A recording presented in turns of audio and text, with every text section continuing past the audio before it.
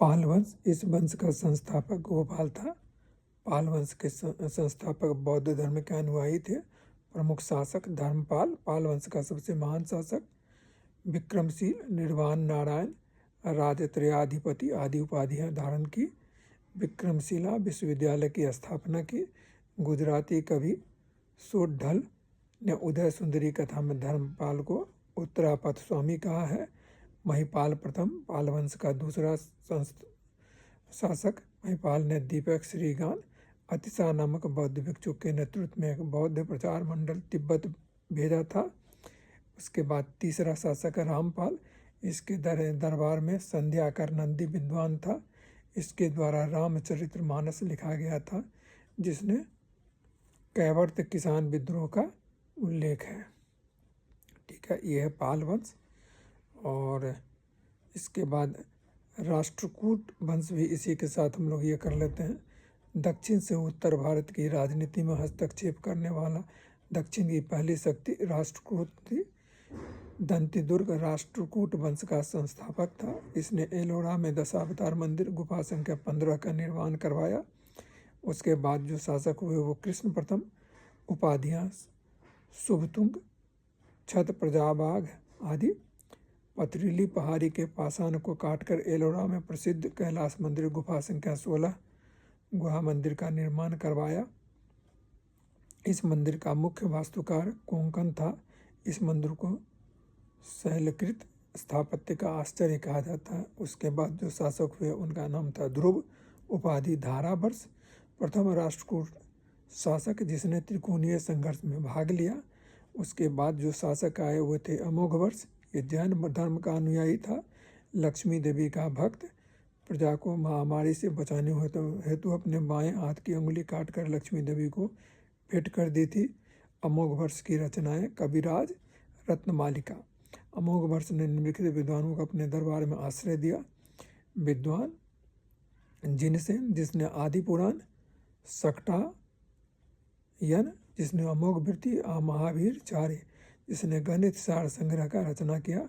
अरब यात्री सुलेमान ने अमोघवर्ष के राज्य को बलहर कहा। उसके बाद जो शासक हुए थे इंद्र तृतीय। अरब यात्री अल-मसूदी ने राष्ट्रकूट शासक इंद्र तृतीय को भारत का सर्वश्रेष्ठ शासक बताया। कृष्णा तृतीय, उपाधि अकाल वर्ष। कृष्णा तृतीय के काल में हलायुध ने कवि रहस्य का कन्नड़ भाषा के कवि पंपा ने आदि पुराण तथा कन्नड़ कवि पेन्नन ने आज शांति पुराण की रचना की।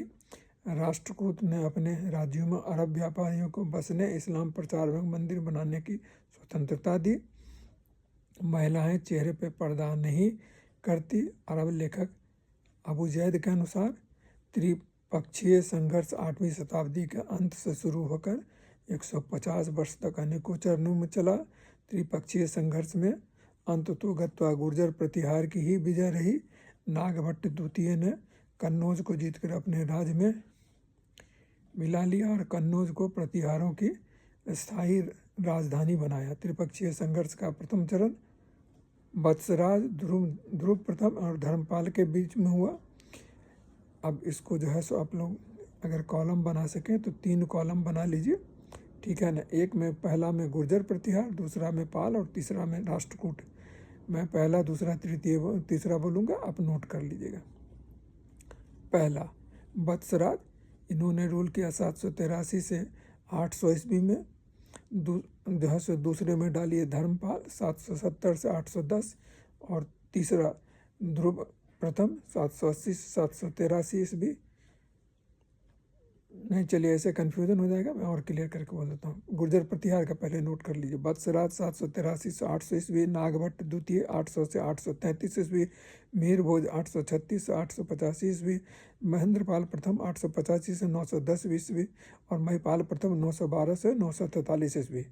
अब बताइए पाल वंश में धर्मपाल 770 से 810 ईस्वी, देवपाल 810 से 850 ईस्वी, विग्रहपाल 850 से 854 ईस्वी एंड नारायणपाल 854 से 915 ईस्वी। राष्ट्रकूट ध्रुव प्रथम 780 से 793 ईस्वी, गोविंद तृतीय 793 से 814 ईस्वी, अमोघवर्षी प्रथम 814 से 878 ईस्वी, कृष्णा द्वितीय 878 से 915 ईस्वी, और इंद्र तृतीय 915 से 922 ईस्वी। ये जो है त्रिपक्षीय जो युद्ध हुआ उसमें जो भाग लिए थे उनका जो है ये ब्रेकअप है। ठीक है।